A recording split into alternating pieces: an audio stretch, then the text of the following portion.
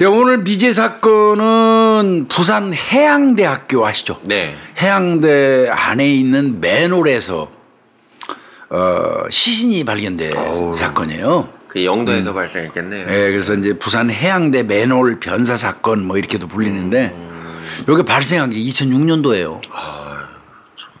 2006년 8월 22일 날이니까 한여름이죠, 한여름. 네, 네. 부산 그 영도 동삼동 네. 소재의 그 해양대학교 기숙사 앞에 주차장이 있어요. 기숙사요? 네, 기숙사 앞에 그 주차장 인근에서 근래 와서 악취가 좀 너무 심하게 난다. 그 대학 관리소 측에다가 이제 학생들도 신고하고 이제 이 신고한 사람들은 시신 냄새라는 개념은 없었어요. 그러겠죠. 악취로만. 그냥 그 하수관 속에서 뭐 썩는 냄새가 네. 청소를 많이 안 해서 네. 나는 거 아니냐 이제 이런 걸로 해서 민원이죠. 그러니까 대학 자체 내에서. 네, 네. 그래서 이제 대학교 그 관리하는 측에다가 이거 좀 냄새 너무 나니까 좀 어떻게 정리 좀 해주시오. 네. 이제 진짜 코를 못 열겠어. 뭐 이런 식이 된 거예요. 네.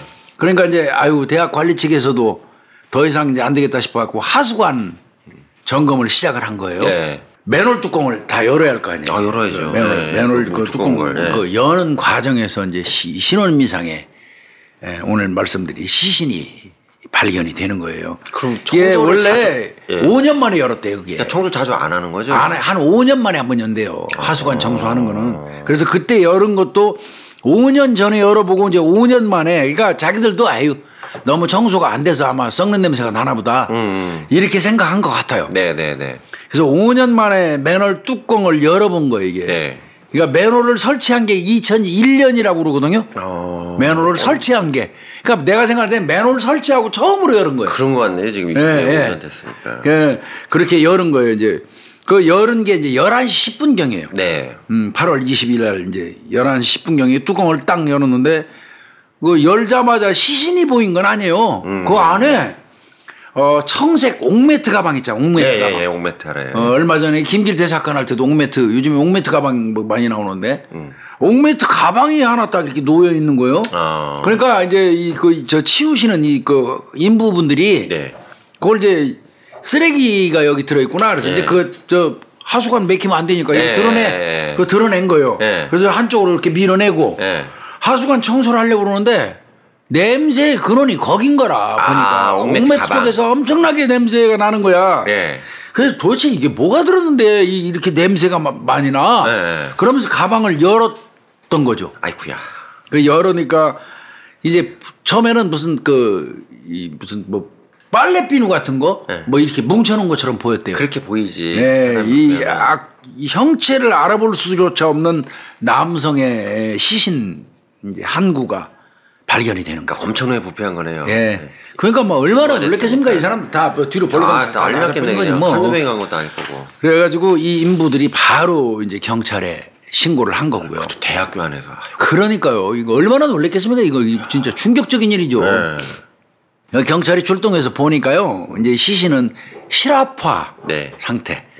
그러니까 이제 이거를 좀 우리 방송 보시는 우리 구독자분들은 이제 거의 다 아시는 얘기인데 사람이 죽으면 백골화 되는 건 다 알 거예요. 백골화 된다는 건 말 그대로 그냥 뼈만 남는 게 백골화고 두 번째가 이제 실압화 됐다고 그래요. 그 다음에 이제 세 번째가 미라화 됐다. 한 세 가지 양태를 띠거든요.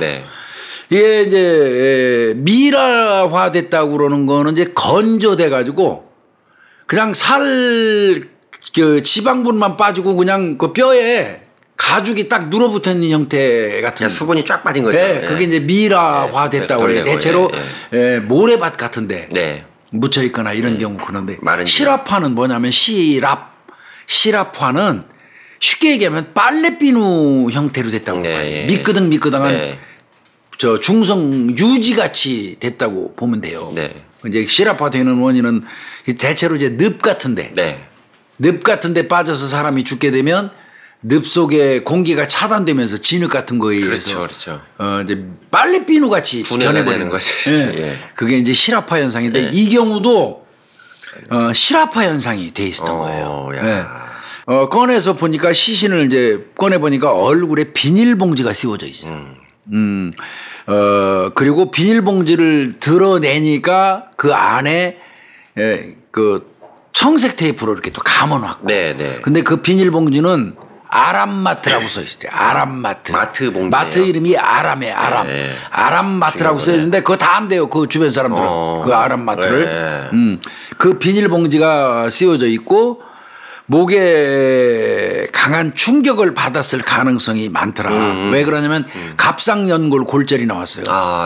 이 부분이. 그러면 액살 형태 같은 거 누르면 목뼈 부러지거든요. 네. 그래서 목이 졸려서 목에 강한 충격을 받아서 사망했을 가능성이 많다. 이렇게 보여졌고요. 입에 이제 조금 전에 말씀드린 것처럼 청색 테이프가 입에 붙여진 상태에서 입하고 위에다가 이제 아람마트라고 쓴 그 비닐봉지를 씌우고 이렇게 봉인한 거예요. 정테이프로 또 돌린 거예요. 그런데 그 정도면 시간이 꽤 됐겠네요. 꽤 걸린 겁니다. 근데 이제 이런 경우에 실압화되어 있는 상태에서 이제 분석을 하면 부패한 정도하고 계산을 해보거든요. 네. 그러니까 한 6개월에서 1년 정도 된 걸로 이렇게 추정이 됐어요. 오래됐네 그럼. 이 6개월에서 한 1년 정도 되는 걸로 추정을 했고요. 이 사람 같은 경우는 보니까 옷도 없어요. 옷이 없어요? 팬티만 입고 있어요. 팬티. 나체장 됐네. 예, 팬티만 착용하고 다른 소지품은 일체 없고 모습은 어떤 형태냐면 딱 손이 묶인 채 무릎 꿇고 있는 형태. 손이 묶여서 무릎을 꿇고 앉아 있는 그런 모습의 형태로 이제 옥매트 가방에 넣어져서 거기 맨홀 뚜껑 열고 그냥 집어 던진 거예요. 이제 이러니까 뭐 난리 났죠. 이제 수사 바로 들어갔죠. 뭐 지금 이거는 뭐 여전히 지금 수사 중에 있는 거라고 보시면 되고요. 자, 그러면 이 사건은 일단은 다른 단서가 하나도 없어요. 그러네요. 아람마트 비닐봉지, 입에 붙여진 청테이프, 목뼈 부러졌다는 거, 뭐 팬티 하나 착용하는 거. 그렇다네. 그러니까 이걸 이제 그래서 이 경찰에서는 어디 물고 늘어질 건덕지가 뭐였냐면 시신이 담겨져 있는 청색 옥매트 가방, 그걸로 이제 저 신원 파악을 시도를 합니다. 그리고 이제 또 팬티. 팬티도 저 상표가 있잖아요. 그렇죠.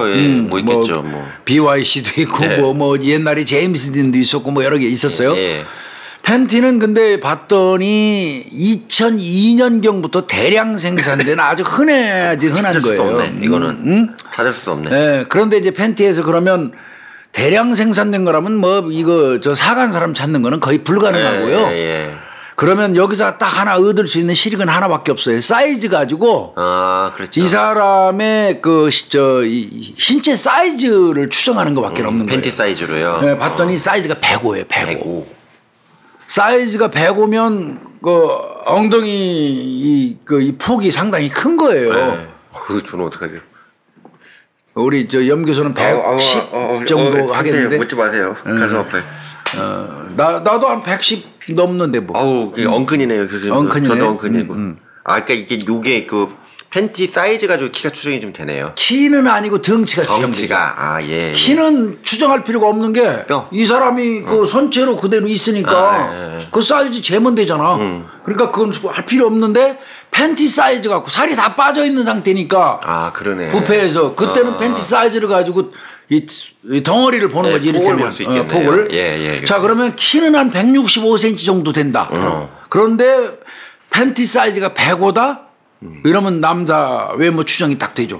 그러네요. 통통한 사람이에요. 그죠? 좀 키가 작은 편인데 엉덩이 사이즈는 우리 엉덩이 사이즈. 뭐죠? 나랑 우리가 180이 넘는데 신장은 우리보다 20cm 적은데 엉덩이 사이즈는 우리랑 같다 그러면 이 사람은 상당히 통통한 거예요. 통통한 분이네. 그렇게 이제 볼 수밖에 없는 거죠. 그래서 이제 팬티 쪽에서 착안한 건 그거예요. 일단 이 죽은 사람이 누군지 알아야지 죽였을 만한 놈도 찾는 거니까. 맞아요. 그래서 이제 그렇게 착안을 했고, 그다음 아까 말씀드린 아람마트 봉지 얼굴에 씌운 거, 그게 부산 지역의 그 당시 할인마트래요. 할인마트인데 영도에 위치하고 있었다고 합니다. 영도에 이거 내가 찾느라고 애 좀 먹었는데 영도점이 1998년도에 개점했대요. 부산 영도 쪽에. 그리고 이게 2005년도 3월달에 홈플러스로 이게 넘어갔다고 그러더라고요. 매각됐다고 그러더라고. 컸나보다. 네. 그러니까 이때는 시신을 발견하기 1년 전에 아람마트는 이미 폐업을 한 거야. 아, 그러네. 네. 넘어갔으니까. 그러니까 2005년도 3월 달에 홈플러스로 매각이 됐으니까. 그러니까 시신이 1년 정도 된 게 딱 맞지. 그러네요. 그 봉지가 유통된 상황이니까. 그렇게 따져보니까 아까 부패 상태에 봐서도 6개월에서 1년 아람마트가 홈플러스로 넘어가기 전에 아람마트 이름을 썼으니까 그거 계산하면 시신은 한 1년 남짓. 이렇게 계산할 수 있었던 거고요. 아까 얘기한 것처럼 이제 옥매트 가방. 옥매트도 이제 뭐 1인용이 있고 2인용이 있고 그렇잖아요. 요거는 1인용이에요. 그 이제 옥매트 만들어내는 그 회사를 상대로 조사를 해봤을 거 아닙니까? 1인용 옥매트 그 판매 내용을 봤더니 1인용 옥매트 몇 개 팔렸어요. 그랬더니 2000년부터 2004년까지 생산이 됐어요. 이건 2006년도에 발견된 거 아니에요? 근데 2004년까지 4년 동안 대량 생산이 됐는데 수천 개가 전거했다니 수천 개. 어떻게 찾아? 나 진짜 찾아야지. 그래도 한번 시도는 했대요. 카드로 구입한 사람들.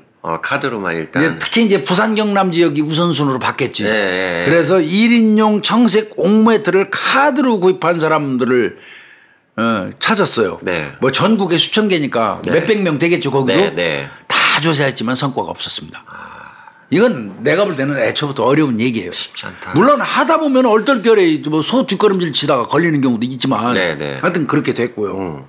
그럼 지금 현재까지 뭐 나온 게 없네요. 이게. 자 이렇게 되면 변사자에 대해서는 아는 게 하나도 없는 거예요. 다만 나오는 게 뭐냐면 30대에서 40대 남성으로 봅니다. 그거는 뭘로 판단하냐면 이미 썩어가지고 외모로 판단할 수는 없죠. 이때 우리가 쓰는 거 있잖아요. 지문도 다 썩었기 때문에 지문 제취도 불가능하고 이때 우리가 쓰는 거는 치아 마모도. 그렇죠. 이가 얼마나 관련된 거죠. 이가 이제 마모도 이게 이제 교모라고 그래요. 교모. 교모고 치아 표면이 이렇게 마모 다른 거. 이걸 교모 현상이라고 그러는데 교모 현상. 그러니까 치아 마모도로 볼 때 새 이빨이 몇 살에 갈아가지고 처음에는 뭐 요만큼이었었는데 나이가 먹더니까 이것도 서서히 갈아지잖아요. 우리도 많이 마모도가 상당히 많을 거예요 이제 나이 먹어서. 그걸로 보니까 40대 중반 추정을 했거든요. 40대 중반이요. 신장은 뭐 아까 말씀드린 것처럼 165cm 맞고요. 당연히 비만 상태 남성이라고 볼 수밖에 없죠. 허리둘레가. 요 이제 변사자에 대해서 알 수 있는 건 이런 거 정도고요. 그다음에 아까 말씀드린 것처럼 팬티 그게 이제 그 메가폴 BYC 105 사이즈예요. 엑스라지. 엑스라지. 이 허리둘레가 105면은 허리둘레가 34에서 36 정도. 그럼요. 그죠? 사각 팬티인데 큰 거예요. 그거밖에 나온 게 없어요. 지금 이 변사자 건 그런 거예요. 그러니까 이제 부산청에서는 방법이 없잖아. 이 사람이 누군지를. 그래서 변사자 신원수배예요. 이런 데는.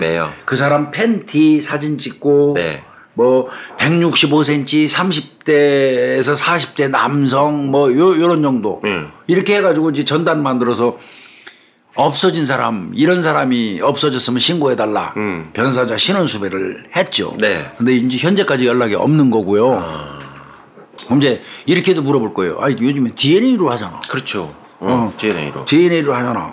근데 이 경우는 부패가 너무 심해갖고 DNA 자체도 도출을 실패했어요. 거의 실압화되면 잘 안 나온다고 그러는데 거의 불가능합니다. 거기다가 치아가 만약에 이빨이 이 치료를 해서 임플란트 같은 걸 한다든지 우리 왜 떼우는 거 뭐 이런 거 등등 시술을 하면 그러면 거기에 이제 그 고유 1년 번호 같은 게 있어요. 시술한 치과가 나와가지고 인적사항이 막 추적이 되거든요. 근데 이 시신 같은 경우는 너무나 건강해서 이빨 썩은 거 빠진 게 하나도 없어요. 그러니까 참 꼬이는 사건인 거예요. 이 사건 자체가. 어지간한 사람들은 나이 한 40대 중후반 되면 하나 정도는 떼우고 임플란트 할 수 있거든요. 금리하기도 하고. 근데 이 시신은 묘하게 꼬이려니까 너무 치아 건강해서 치과 진료 기록을 찾을 수 없을 정도 다. 그러면 이제 여기서 생각하는 게 해양대학교 기숙사 앞에서 발견이 됐으니까. 그렇죠. 고기 사람 찾아야 1년 전쯤에 그러면 실종된 대학생이 있느냐. 그거 이제 따져봤어요. 근데 거기는 해양대학교는 기숙사 생활한다며요. 전부 거기 다. 그 해양과 그러니까 해양대학은 그래요. 그렇다고 그래요. 그러니까 대다수 학생들이 그 기숙사 생활하는데 매일 점호한대요. 예, 사관학교식이에요. 그렇대요. 네. 그래서 뭐 매일매일 아침 점심 아침 저녁 점호를 하기 때문에 네. 그 당시 그쯤에 학생이 없어졌다면 안 알려줄 수가 없다는 거예요. 네. 그러니까 그런 학생이 하나도 없었다는 거 보니까 학생 아닌 거예요. 대학생 아닌 거고. 그러면 이제 여기서 또 생각하는 거는 연고 그 시신이 발견된 데가 대학교 내 기숙사 앞에 맨홀이니까 주차장 맨홀 속에서 발견됐으니까 그 인근에서 있던 사람일 가능성이 높다고 그러는 거예요. 왜 그러냐면 외부에서 부산의 다른 지역에서 살아 죽여가지고 그걸 어때요? 차에 싣고 위험을 감수하면서 와서 대학교 안에 기숙사 그 앞에 주차장 맨홀에 늘 일은 없잖아요. 쉽지 않죠. 그렇지. 인근 사람이라고 판단한 거예요. 그죠. 그러면 학교 근처라든지 뭐 그런 데서 일한 근로자나 종업원 같은 사람 또는 그 근처 거주자 이런 사람들을 이제 좀 조사를 해보기로 했어요. 별도 실종 신고가 혹시 된 사람 있나? 왜 그러냐면 그 당시에 해양대학교 쪽에 대규모로 신축 공사가 진행 중에 있었대요. 그러니까 이제 인부들 혹시 뭐 이런 사람들 중에 한 사람이 아닐까 이제 그런 거 등등도 했는데 신고된 사람이 없는 거예요. 다 깔끔하게 이게 아주 이 사건 이제 꼬일 대로 꼬인 거예요. 근데 이제 이 사건을 보면서 의문점이 있어요. 의문점이. 그 맨홀 뚜껑이 몇 킬로인 줄 아세요, 염 교수님? 몇십 킬로 안 해요. 몇십 킬로가 아니라 140킬로예요. 그거 큰 거네요. 네, 엄청 큰 대형 뚜껑이에요. 그럼 어떻게 이거 성인 혼자서 열기 힘든답니다. 못 들어요. 경험이 있는 사람이라고 하더라도 쇠 지렛대 있잖아요. 그거를 두 개를 사용해서 해야 된대요. 그래야지 겨우 열 수 있대요. 겨우. 아주 경력이 있는 사람들. 근데 생짜발이는 열다는 것 자체가 불가능하다는 거예요. 그런데 맨홀 뚜껑 그 140kg짜리를 들었다. 그 열고 그 안에 사람을 집어넣었다. 그 다음에 대학교 안에 주차장 내는 그 안쪽이란 말이에요. 거기에서 사람 이목을 무시하고 맨홀을 열어서 유기를 했다. 그것도 그러니까 기숙사 있는 데인데. 그리고 또 이해가 안 가는 부분이 뭐였냐면 그 해양대학교 양옆엔 바닷가예요. 바다에 유기해도 돼요. 근데 굿해요. 그 140kg짜리 그 무거운 맨홀 뚜껑을 열어가지고 그 안에다가 옥매트로 싸서 사람을 집어넣다? 이게 의문점인 거예요. 이게. 그러네. 바다가 바로 옆에 있는데. 바다가 바로 옆인데 바닷가인데. 그래서 이 부분은 지금도 두고두고 좀 이상한 거예요. 도대체 누가 어떤 목적을 가지고 이랬을까? 그럼 교수님 그때 뭐 이렇게 주차 차단기 가지고 그거 했어요. 당연히. 했어요. 대학교 이제 출입자 체크 해봤어요. 그래서 혹시 이제 기록이 있을까 싶어서. 근데 이 학교 자체가요. 거긴 통제 안 하는 데네. 그 드라이브도 많이 갔대요. 부산 아무나 다 왔다 갔다 하네. 이 학교 아무나 출입이 가능하대요. 드라이브도 했다는 거예요. 그런 정도 되면 이건 이거 뭐 차단기가 열리고 내리는 데가 아닌 거예요. 그럼 체크가 안 되는 거죠. 그렇죠. 그거 안 됐고 밤낮 식군들도 거기 와서 방파제에서 막 했다는 거예요. 그럼 낚시도. 다 완전 개방돼 있는 데네. 네, 개방이죠. 그 다음에 밤에 학생들이 밖에 나갔다 대중교통 끊기면 택시 타고 안에까지 들어오기도 해. 들어가야죠. 막 들어오고. 거기에 또 급식업체 학교니까 뭐 이런 그 학생들한테 필요한 물건들 공급하는 업체 이런 트럭 이런 것도 그냥 수시로 드나드는 곳. 그러니까 이게 이해가 안 가요. 이렇게 사람이 빈번하게 통행하고 누구 눈에 띌 확률이 압도적으로 높은 곳에 140kg짜리를 끙끙 들어가지고 그 뚜껑 맨홀을 열고 그 안에다가 사람을 집어넣는 이유가 뭔지가 몸집이 있는 사람을 몸집이 더더군다나 있는 사람을 이거 이해가 안 가는 부분이기는 하죠. 이런 부분이 있고요. 그래서 이제 이걸 좀 분석을 해보면 나도 이거 하면서 답답하더라고요. 이거 내가 조언할 수 있는 게 별로 없더라고. 근데 일단 맨홀 뚜껑만 해도 뭐 나오네요. 그래서 저는 이거 혼자 뒀다고 생각 안 듭니다. 저도 제 개인적인 생각. 저도. 아까 말씀드린 것처럼 엉덩이 사이즈가 105인데 키는 165 그러면 이 사람 무게가 엄청 나가는 사람이에요. 75 이상은 그냥 나갈 거예요. 80 가까이 나갈 거예요. 지금 더더군다나 죽으면 곱하기 한 2에도 무거워요. 내가 죽은 사람 얻고 내려와 봤잖아요. 살면서. 무겁잖아요. 정말 무겁습니다. 정말 무거워요. 그분 내가 얻고 내려온 분은 원도봉산 꼭대기에서 내가 얻고 내려왔는데 내가 얻고 내려온 분은 정말 가벼운 사람이었어요. 빼짝 마른 양반인데도 내가 그거 얻고 내려오면서 죽을 뻔했는데 그 죽은 사람이 얼마나 무거운데요. 근데 그 무거운 이유가 또 있더라고. 산 사람은 아무리 무거운 사람을 해도 이렇게 움직여주죠. 롤링이 되거든. 근데 이 죽은 사람은 딱 굳은 상태라 이게 잘 안 되니까 더 유동성이 없어가지고 무거워요. 그래서 제가 보기에는 매너라고 시신의 무게를 생각한다면 이거는 공범이 있을 개연성이 높다. 그렇죠. 2명 이상 최소한. 네, 최소 2명 이상일 것 같지 않나 이렇게 생각이 들고요. 그 다음에 시신 처리한 내용을 한번 보십시오. 얼굴 감쌌잖아요. 비닐봉지. 그리고 다시 가방에 넣었죠. 이거는 꽁꽁 숨긴다고 숨긴 거예요. 그렇죠. 나름대로 시신을. 이건 바꿔서 얘기하면 면식범 가능성이 높아요. 그러니까 이 사람이 신원이 발견되면 시신이 딱 발견되면 이거는 범인 바로 나올 수 있어요. 그 얘기죠. 저도 그렇게 생각합니다. 이 사건은 내가 볼 때는 어렵잖아요. 이게 누군지 죽은 사람이 누군지만 발견되면 범인은 바로 잡습니다. 그러네요. 저는 그렇게 생각이 들어요. 맞는 것 같아요. 그래 면식범 가능성이 많을 것 같고요. 그 다음에 시신에 옷 벗긴 것도 그렇잖아요. 신원이 안 나오죠. 신원 안 나오게 하려고 옷 싹 벗기고 팬티만 입혀서 넣은 거거든요. 그리고 아까 말씀드린 것처럼 목에 이거 탈골된 거 이런 거 있잖아요. 근데 이제 그 형태를 나중에 국과수에서 확인한 거로는 발로 밟은 것처럼 보여요. 아, 목을요? 네, 목을. 딱 하고. 콱 밟은 것처럼도 보이거든요. 그러면 목을 콱 밟았다는 얘기는 우발일 수도 있어요. 열받아서 그럴 수 있겠네요. 싸우다가. 그런 부분도 생각을 해봐야 될 것 같아요. 그래서 면식범 쪽에 보다 가까워 보인다. 개인적인. 이건 어디까지나 제 개인적인 생각이에요. 그 다음에 분명한 거는 부산지리 밝은 사람이에요. 특히 그 알죠. 고긴. 그 학교 부근의 지리에 밝은 사람인 건 분명합니다. 분명해요. 그 다음에 이 사람이 범행을 했다면 반드시 실내입니다. 실내입니다. 옷 싹 더 벗기고 실내에서 범행했을 가능성, 더더군다나 옥매트 썼잖아요. 실내일 가능성이 저는 높다고 보고요. 그러니까 집안에 급하게 뭐 아는 사람끼리 대화하다가 죽였는데 발로 밟고 하여 죽었단 말이야. 그러니까 급하니까 야 이거 빨리 옷 싹 벗기고 신원 알려주면 안 되니까 급하게 집안에 있는 물건 찾은 게 옥매트 가방일 가능성이 높아요.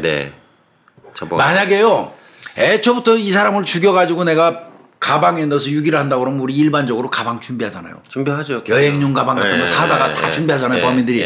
근데 그게 준비가 안 된 상태에서 1인용 옥매트 가방에 바로 넣었다는 얘기는 실내에서 어떤 우발살인에 의해서 면식범이 죽여놓고 급한 대로 거기 있는 물건에다 넣었을 개연성이. 제가 이제 옥매트 잠깐 제가 제 의견 말씀드리면 2명 이상일 수밖에 없다고 보는 게 옥매트 가방이 튼튼하지 않거든요. 찢어져요. 찢어져요. 이걸 하나를 만약에 한 명 80kg짜리를 넣고 들어오면 바로 터져요. 맞습니다. 그러면 양쪽에서 잡으면 되죠. 그냥 양쪽에서 안고 갔다고 전 보거든요. 그렇죠. 씌워가지고 양쪽에서. 사람인 형태만 안 보이려고. 맞습니다. 비닐이라. 정확하게 보신 것 같아요. 그래서 이거는 면식범, 우발살인, 그 다음에 이제 2인 이상 이렇게 좀 보여지고요. 그 다음에 이제 그 아까 말씀드린 알람바트 있잖아요. 이게 그 인근에 있잖아요. 영도 쪽에. 그래서 그쪽에 기거하는 사람이 아닐까. 생활용품이란 말이에요. 분명히. 물건을 샀기 때문에 그 봉지가 있는 거예요. 그렇죠. 그거를 얼굴에 뒤집어 씌운 거거든요. 눈에 띄는 대로. 그랬다면 그 인근에 기거하고 있을 가능성이 높은 사람으로 보여지고요. 그래서 저는 변사자하고 같이 생활하고 있었을 사람. 그럴 가능성도 있는 것 같아요. 집에서.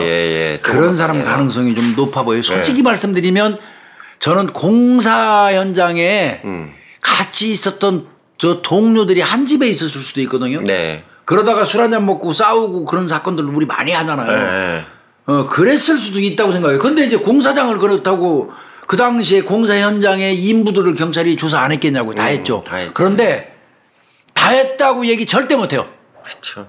저도 제가 수사한 거 다 했다고 생각 안 해요. 왜 그런 줄 아세요?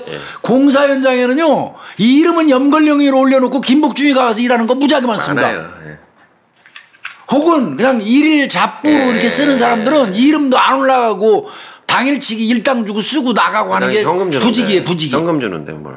그런 경우기 때문에 이거는 다 조사됐다고 저는 생각 안 들어요. 그래서 자꾸 저는 그쪽에 머리가 가요. 하여튼 이렇게 해서 이제 거의 오리무중 상태로 이 사건은 갔어요. 경찰 입장에서 답답하죠. 이거는 제약 조건이 너무 많아요. 그런데 그러던 중에 부산청에서 그래도 이거 건 안 났어요. 부산 경찰들이 즐긴 면은 있어요. 2013년 부산경찰청에서 사망자의 DNA 도출에 성공을 했어요. 오, 어디서 빼낸 거예요? 그 변사자 앞니빨 4개 여기에서 네. 요 안에서 저 DNA를 뽑아낸 겁니다. 그 이제 근데 우리 저 유병헌 사건 아시죠? 네. 유병헌이 그 매실밭에서 발견됐을 때 네. 유병헌이가 맞다 안 맞다 난리 치고 그랬잖아요. 시끄럽잖아요. 근데 이제 그때 유병헌이의 DNA가 발견됐다 하는 게 어떤 DNA냐면 대퇴골. 대퇴골을 쓰는 이유가 있죠. 대퇴골이 혈액이 흐르는 관이 많아요. 이게 이 굵은 뼈라. 네. 그거를 잘라갖고 저 물렁화 작업을 해서 거기서 DNA를 도출하거든요. 그런데 그런 기술이 DNA 저 도출 기술이 발달이 됐는데. 네. 2013년 경에는 이 변사자 앞니빨 4개에서 이 DNA를 도출하는데 성공을 합니다. 그래서 이제 DNA를 가지고는 있어요. 네. 근데 문제는 제가 늘 말씀드리지만 DNA를 대조할 대조군이 없는 거죠. 대조군이 없어요. 그러니까 언제라도 이거는 분명한 거는 이 사람이 누군지는 나타날 것 같습니다. 이제 범죄자들은 자꾸 수집되고 있잖아요. 네. 근데 이제 범죄자가 수집되는데 이건 사람은 죽었으니까 범죄자로 나올 가능성은 없고요. 네. 그런데 하여튼 이건 좀 그런 부분에서는 답답하지만 분명한 건 하여튼 이 사람의 고유 그 인식, 지도, DNA는 이제 나와 있고요. 네. 그래서 이제 경찰이 어떤 식으로 하냐면 대한민국의 그 즈음에 실종자들의 가족들을 만나. 그 가족들로부터 샘플을 받아. 네. 혈액이라든지 모발을 받아갖고 그 이빨에서 나온 DNA 하고 일치 여부를 보는 거야. 그러면 내 동생이면 나올 거 아니야. 이를테면 그거를 하는데 안 나타났어요 현재까지. 그리고 이제 이거는 정말 어려웠던 점을 얘기하더라고요. 그 당시 담당 형사 얘기는 그게 아마 김정수 형사가 할 거예요. 부산청 미제팀에 김정수 형사가 수사하고 있는 걸 지금도 하고 있는 것 같은데. 문제는 실종자 가족들이 이 DNA 자료를 제공해야 되는데 그게 잘 안 된다는 거예요. 그 지역 실종자가 한 220명 정도가 있는데 210명 정도가 다 허수였대요. 허수가 모르는 거예요. 신고했는데 자기들이 나중에 돌아왔으면 다시 취소해 줘야 되잖아. 집에 복귀했으면. 그렇게도 안 하고 신고만 해놓고 위험해버리고 이것도 중요해요. 신고하는 것도 중요하지만 들어왔으면 연락해 주는 것도 중요하고. 빼야지 그 맥빠지거든. 네, 그래요. 그런 오차도 굉장히 많았다고 그러고요. 또 그 DNA 하는 거 도출하러 가면 이제 상피 안에 긁어내고 막 이런 절차가 뭐 또 증서 동의서 써야 되고 그러니까 귀찮으니까 이미 이제 자기 식구 실종 신고한 지 오래됐고 그러니까 아이씨 귀찮다고 옆에서 안 해주는 거야. 이런 어려움이 좀 어렵네요. 있다. 이거 어려워요 정말 사실. 그래서 이제 이게 부산청에서도 야 이거는 그래도 안 돼. 일단 DNA까지 나왔는데 이거 죽은 사람이 누군지 모른다는 건 이거 말이 안 돼. 일단 이런 사람들은 감회장 하거든요. 화장 안 해요. 감회장에서 일정한 지역에다가 이제 묻어놓거든요. 이거 다시 한번 해보자. 그래서 2016년 7월 14일 날 부산경찰청에서 압수수색영장을 받아가지고 6월 무덤을 다시 파요. 다시 파요? 네, 감회장했던 거 푹 파가지고 서울 성모병원에다가 보내서 3D 복원을 해요. 그때 한참 이제 그 서울 성모병원에서 이 유골 그러니까 해골만 가지고 사람 얼굴을 그려내는 기술, 그 이제 3D 영상 기술을 복원 기술을 이제 했어요. 그래서 무덤에서 그 사람 두개골을 꺼내 가지고 성모병원에 갖다 줘서 유골 3D 그 복원을 해달라고 부탁해요. 그게 이제 전단으로 떴습니다. 그러니까 유골을 통해서 얼굴 전체를 복원하는 작업이에요. 그게 이 세상 기술이 진짜 갈수록 달라지죠, 그렇죠? 좀 더 있으면 좀 더 디테일하게 얼굴 나올 거예요. 그러니까 이제 김복준이 해골만 가지고도 김복준이 얼굴 그려내는 거예요. 그러겠네요. 그게 나올 거예요. 그러고 이제 8월 5일 날 최신 3D 이미지 스캐닝 기법이라고 그래요. 이미지 스캐닝 기법으로 변사자 얼굴 전체를 복원하는 거를 1차 복원을 했어요. 그리고 8월 13일 날 얼굴 이제 완전히 얼굴 골격 복원을 1차 한 다음에 얼굴 전체 이제 그 복원을 하는 그런 시스템으로 가거든요. 그래서 이제 그 얼굴을 보시고 아 이거 나 아는 사람이야. 아 이거 저 박신데 이거 저 이 사람 여기저기 공사장 댕기면서 뭐 저 질통 짊어지고 일하던 사람이야. 노동일 하던 분인데 나 아는 분인데 뭐 이런 식으로 제보만 하나 오잖아요. 네. 그래서 그 사람이 인적사항이 밝혀지는 순간 범인은 잡습니다. 그러겠죠. 예. 이건 범인은 인적사항만 이 변사자만 나오면 범인은 검거해요. 이거는 뭐 그렇게 어려운 건 아닌데 범인 잡는 건 어렵지 않은데 이 문제는 이 돌아가신 분이 누군지를 모르니까. 그럼 이거 뭐 방송을 해야 되는 거예요? 아니면 그래서 이제 이게 아마 이제 그 알에도 이게 보고 관심을 가야 돼. 그 알이 공익적인 면에서 굉장히 기여를 많이 해요. 네. 그 알에서 이제 방송을 한번 했는데 제보가 몇 건 막 왔었어요. 제보가 몇 개 왔어요. 또 이거 또 그 알에서 방송 나가고 나면 이제 요쪽 담당 수사관들은 귀 쫑긋 세우고 있어요.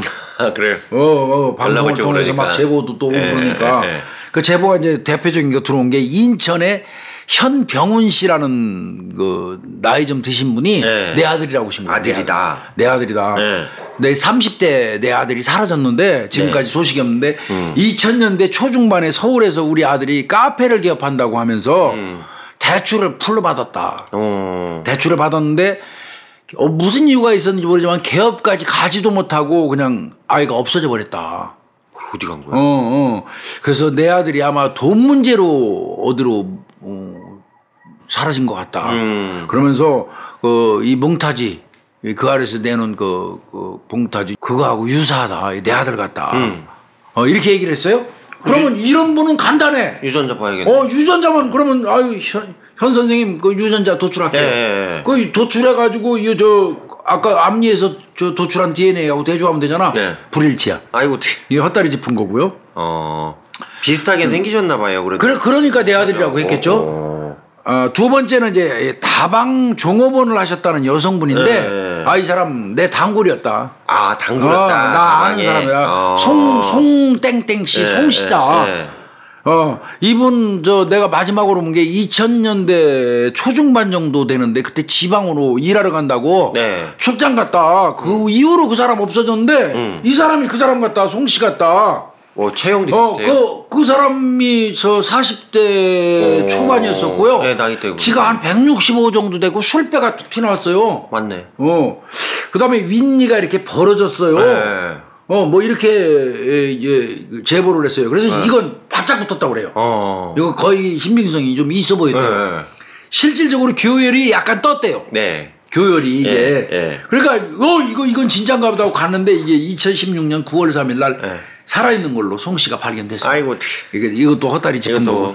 사실은 이제 담당 수사관들은 이런 제보가 오면 좋긴 좋은데 이거를 한 너댓 건 하다 보면 어렵게 한 너댓 건 하다가 헛다리 짚고 나면 좀 힘이 빠지는 경향이 있죠. 뭐 이런 이제 제보 사례가 있었는데 그래도 이런 게 있었다는 것 자체가 굉장히 고무적인 거예요. 긍정적인 거고 저는 그렇게 보고요. 이 사건은 우리 구독자님들하고 저하고 또 다시 한번 생각을 해보자고요. 생각을 해보면 결론적으로 말씀드리면 어찌됐건 이 사건은 변사자가 누군지 밝혀지면 바로 잡아요. 그렇죠. 이건 끝입니다. 그래 저는 이제 제가 유추한 거지 내가 몇 가지 뽑아봤어요.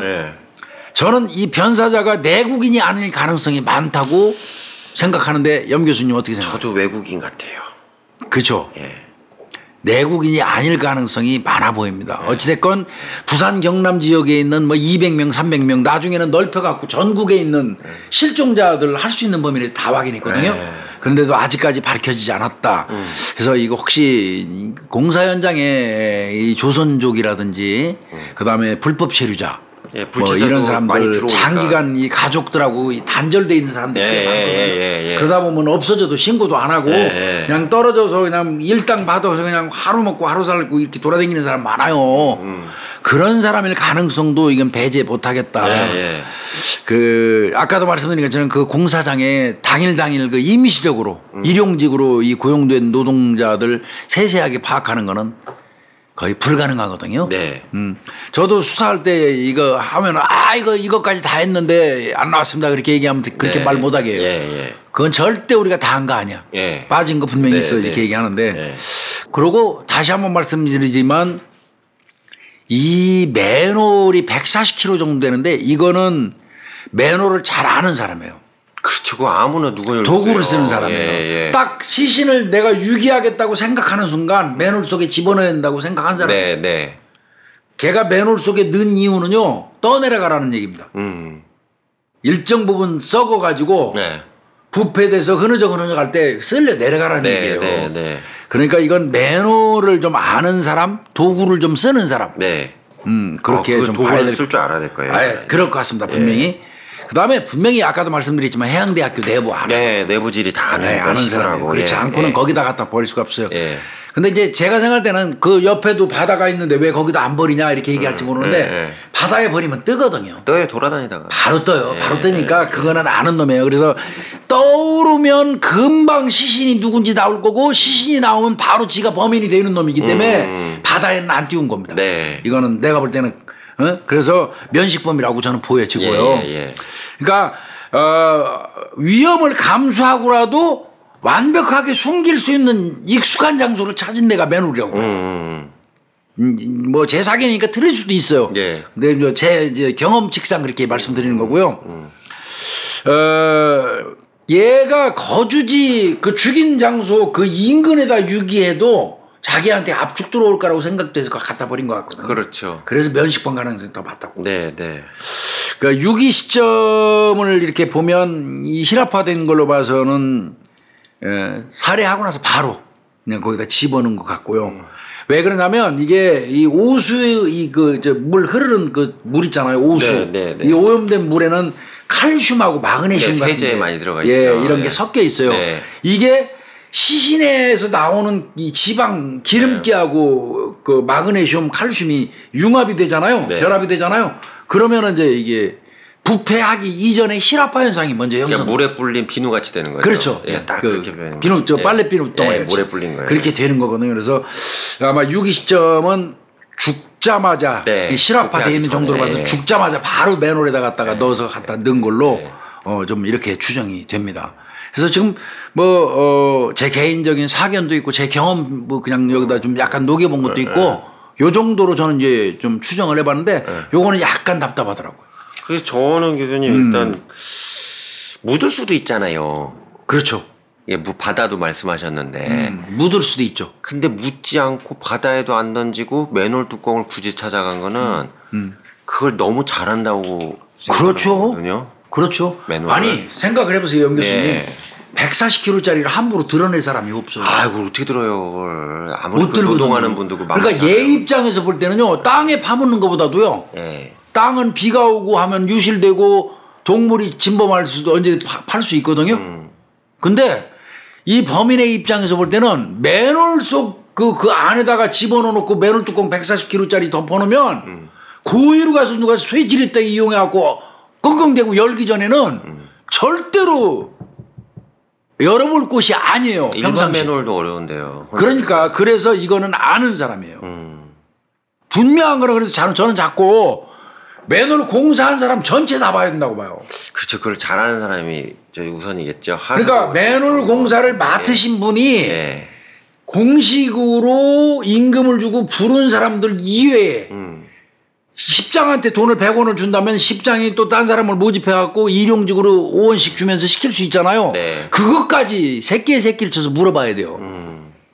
그래서 나는 자꾸 맨홀 어떤 공사하고 연관된 어떤 사람들이 아닐까 이런 생각이 자꾸 들더라고요. 추정해볼 수 있으니까요. 그렇게 추정을 좀 해볼 수도 있겠다 생각이 들었어요. 그리고 제 개인적인 생각은 한 3명이나 4명 정도가 같이 기거할 수 있어요. 기거하다가 치고받고 싸워갖고 한 명이 이렇게 우연하게 죽었고 죽은 상태 아이쿠야 싶으니까 빨리 치우자 그래갖고 치운 것 같고 그리고 이 옥매트 가방이 옥매트를 썼냐에 대한 것도 좀 중요한 것 같은데 저는 그냥 자기 이삿짐 같은 거 나를 때 쓴 것 같거든요. 그럴 수도 있어요.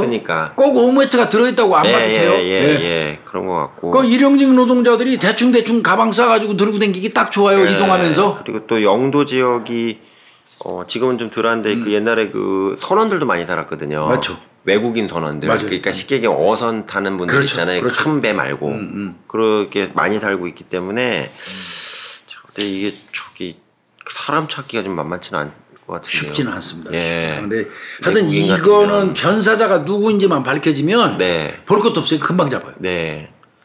시간이 너무 경과된 것도 있고 답답해요 이거. 그래서 지금도 뭐 경찰이 2006년도 사건을 16년도 10년이 지나서도 이걸 파가지고 DNA도 파고 무덤을 파가지고 3D 복원도 하고 이거는 바꿔서 얘기하면 끝까지 인적사항 밝혀가지고 범인을 검거하겠다는 부산경찰의 의지입니다 이거는. 그래서 저는 이건 언젠가는 이 DNA라는 게 나와 있는 이상은 언젠가는 누군지 이 사람 인적사항이 밝혀질 거라고 생각이 들어요.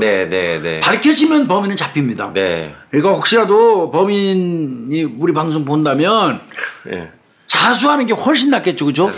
평생 그 죄업을 짓고 고통 속에 살아가는 것보다 그런 생각이 좀 들고요. 이 부산 해양대 인근 주변에서 정말 사소하게 봤던 거 이즈음에 2006년 8월 22일 날 발견했어요. 2006년 8월 22일. 그러면 1년 남짓이니까 2005년 8월 그 즈음일 거 아닙니까? 그 즈음에 부산 해양대학교 인근에서 뭐 달방으로 와가지고 뭐 어떤 남자들이 뭐 두세 명이 같이 기거하다가 어느 날 그냥 가방 싸가지고 가버렸다든지 뭐 이런 거를 아시는 분들이 있다면 그런 거를 제보를 해주면 굉장히 이 사건에 도움될 수 있다. 저는 자꾸 그 생각이 들거든요. 월방이나 달방 같은 거를 자기들끼리 한 서너 명이 거기에 뭐 그 불법 체류자건 조선족이건 아니면 불법 선원이건 자기들끼리 그 방을 얻어가지고 있다가 술이라도 한잔 먹고 싸우다가 죽이고 그 다음에 그냥 거기에 넣어가지고 갖다 유기했을 수도 있거든요. 그럼 이제 불체자 같은 경우, 불법 체류자 같은 경우는 고용주도 신고도 못해요. 이게 안 와도 안 하거든요. 불법 고용한 거기 때문에. 처벌할까봐. 근데 그게 아니에요. 그거 중요한 게 아니거든. 이게 내국인 같으면은 이게 뭐가 나왔을 텐데 좀 만만치 않네요. 그래서 저는 내국인은 아닌 걸로 보여지기는 해요. 저 그런 생각이 좀 강하게 듭니다. 그래서 이 부산 해양대 맨홀 변사 사건도 우리 저 구독자님들이 좀 관심 갖고. 나는 지금 제일 바라는 게 우리 미제 사건 하면서 우리 구독자님이 소스 줘가지고 하나라도 잡아야 한 건 딱 해결했으면 좋겠어요. 그러면 그날 진짜 한잔 하는데 제대로. 그래도 유튜브 기록에 남아 있으니까. 그러면 그 구독자님 모시고 2박 3일 술 먹어야지. 그래야죠. 상품 드려야지. 교수님 좀 복잡한 내용인데 정리 잘해주셔서 감사합니다. 오늘은 미제 사건 부산 해양대 맨홀 변사 사건 다뤄봤습니다. 감사합니다. 고생했습니다.